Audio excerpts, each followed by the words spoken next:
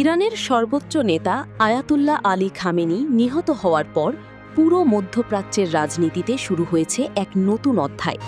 তার উত্তরসূরি হিসেবে সামনে আসে তার ছেলে মোজতবা খামেনি।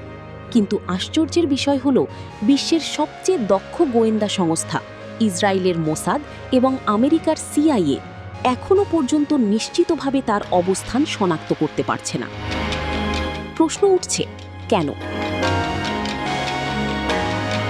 যেই গোয়েন্দা নেটওয়ার্ক বছরের পর বছর ধরে আলী খামেনির গতিবিধি পর্যবেক্ষণ করেছে, যাদের তথ্যের ভিত্তিতেই ফেব্রুয়ারির শেষ দিকে তেহরানে পরিচালিত হয়েছিল সেই প্রাণঘাতী হামলা, তারা এখন কেন মোজতবাকে ধরতে পারছে না? বিশ্লেষকরা বলছেন, এর পিছনে রয়েছে একাধিক কৌশলগত কারণ।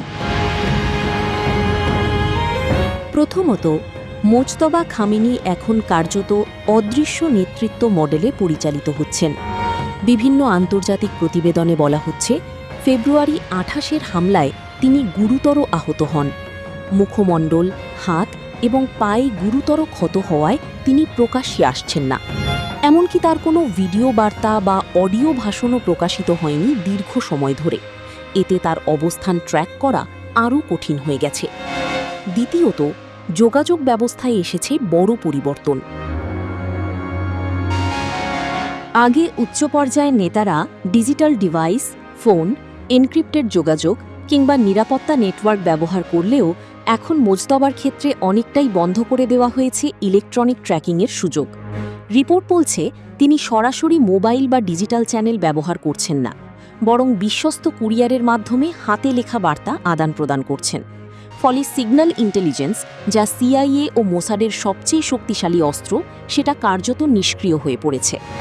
তৃতীয় কারণ, আইআরজিসি বা ইসলামিক রেভলিউশনারি গার্ড কর্পসের সম্পূর্ণ নিয়ন্ত্রণ।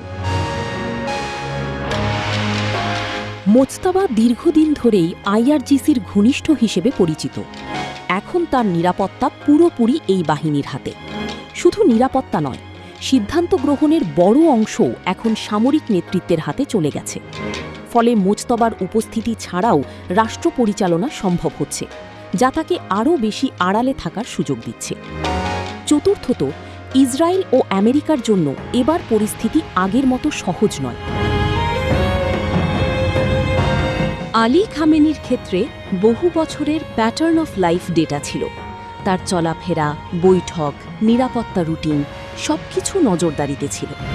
কিন্তু মোজতবা অনেক বেশি ছায়ার আড়ালে থাকা ব্যক্তি।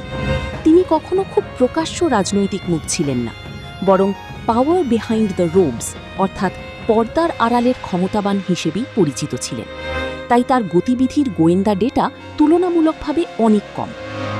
আরেকটি গুরুত্বপূর্ণ বিষয় হল, ইরানের সরকার এখনও ভেঙে পড়েনি।